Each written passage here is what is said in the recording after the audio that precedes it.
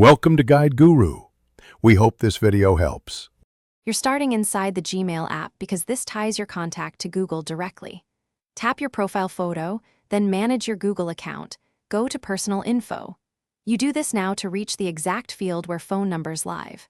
Once there, make sure you've selected the account you want updated. Many people have multiple accounts. Keep the target mobile device unlocked and nearby because the next steps require receiving a verification code to prove ownership. You're now adding the actual number. Tap Phone, then Add or Edit. Choose the correct country code and type the digits exactly, no extra characters, because formatting errors block verification. Google will ask whether to use SMS or an automated call. Pick the one that reliably reaches that device. Once you request the code, wait for the message or call and do not navigate away from the screen.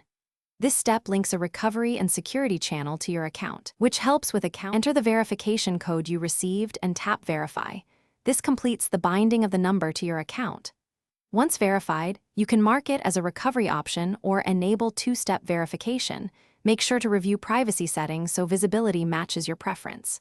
If verification fails, try resending the code, use the automated call, check for carrier blocks or spam filters, and resync your phone's clock.